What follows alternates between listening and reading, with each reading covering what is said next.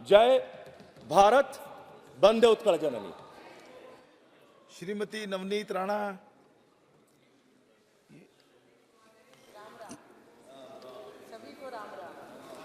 आज जय श्री राम। मैं अध्यक्ष महोदय जी, सभी ने कई वर्षों से सुन रहे हैं, हमारे तो लोगों का जन्म भी नहीं हुआ होगा, इतने वर्षों से राम जी का वनवास इस देश के प्रत्येक नागरिक ने, और हमने तो सोशल मीडिया के माध्यम से अभी पिछले कई वर्षों से हमने राम जी के मंदिर के बारे में, उनके इतिहास के बारे में सब पढ़ना लिखना सबने शुरू किया। कई ऑपोजिशन के लोगों ने हमेशा, मोदी जी पिछले 10 वर्षों से ये देश में एज ए प्रधानमंत्री जी काम कर रहे हैं, तो उनको हमेशा ही चिढ़ाते थे राम जी का नाम लेके कि राम भगवान के नाम से आपने अपने एजेंडा में डाला था, अब क्या हुआ, कब तारीख बताएंगे, कब राम भगवान का मंदिर बनाएंगे।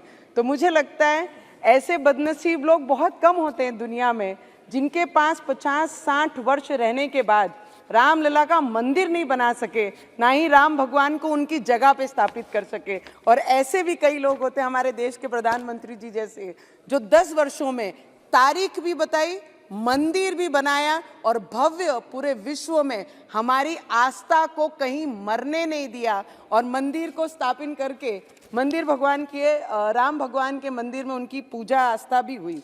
मैं ये बताना चाहती हूँ सर, राजा कैसा होना चाहिए, तो राजा भगवान राम जी जैसा होना चाहिए। भाई कैसा होना चाहिए, तो भाई लक्ष्मण जी जैसा होना चाहिए। लोकतंत्र के राजा कैसा होना चाहिए, तो हमारे देश के प्रधानमंत्री जी जैसा होना चाहिए।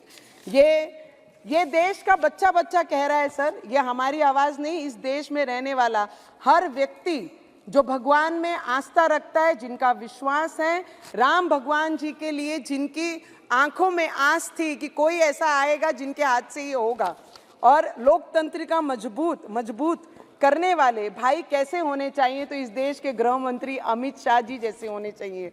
सर अभी मैंने एक ओवीसी जी को बोलते सुना कि पुरुषोत्तम मर्यादा राम जी के बारे में कि हम उनका आदर करते हैं, सत्कार करते हैं, सम्मान करते हैं। करना पड़ेगा, इस देश में रहना है तो जय श्री राम बोलना पड़ेगा, क्योंकि इस देश के लोगों ने पिछले कई वर्षों से राम भगवान जी के मंदिर के लिए जो आस्था लगा के बैठी थी, इनके नसीब में नहीं थी। वो जिन्होंने, राम जी ने खुद ये क्या निश्चिंत करेंगे राम भगवान के मंदिर का और राम भगवान जी के समय का, ये तो भगवान ने खुद हमारे देश के प्रधानमंत्री को चुना है कि जिनके हाथ से ये होना था, और इस देश में हुआ है, पूरे विश्व ने वो देखा है। सर बहुत सुंदर है सर, 4 लाइन कहना चाहूंगी मैं कि तब राम मिले थे लक्ष्मण को सेवा में, अब राम मिले हैं राष्ट्र के सेवा करने से।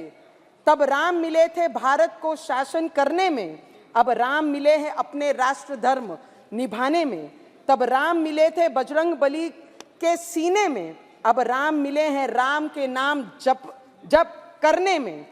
तब राम मिले थे शबरी की झूठे बेर खिलाने में, अब राम मिले हैं भूखे को भोजन करने से।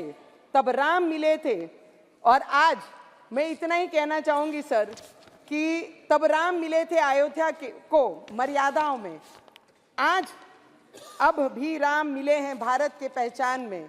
मैं इस देश के जितने भी सर, उस दिन जिस दिन राम मंदिर का स्थापना हो रहा था, हमारे राम लल्ला जब स्थापित हो रहे थे, उनकी पूजा हो रही थी, हर किसी के इस देश में रहने वाले की आंखों में वो आंसू थे कि आज तक हम अपने घरों में रह रहे हैं, हिंदुस्तान में रह रहे हैं, अपने छतों में हैं, पर जिस भगवान के आस्था पे ये पूरा देश चल रहा है, उनको ही हम उनका घर नहीं दे पाए। पर ये पिछले 10 वर्षों में जो चमत्कार इस देश ने किया है, आने वाले समय में वो उससे भी ज़्यादा बड़ा चमत्कार हमारे देश के प्रधानमंत्री और जिनका भी योगदान ये मंदिर के लिए है, सभी कार सेवक, सभी संत, सभी महाराज जिन्होंने भी आस्था बांध के रखी थी। ऐसे कई संत हैं जिन्होंने 35 वर्ष उस टीन के झोपड़े में रखकर राम जी की पूजा की है। तो मुझे लगता है उन सभी को दिल से नमन करना चाहूँगी।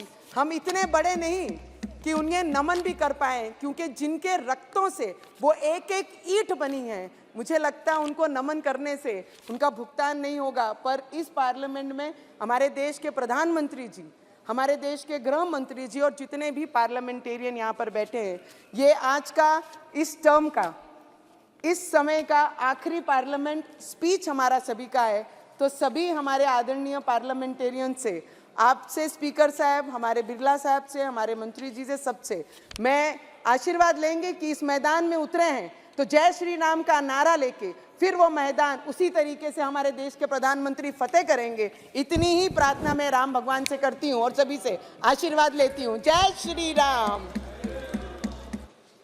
श्रीमती संगीता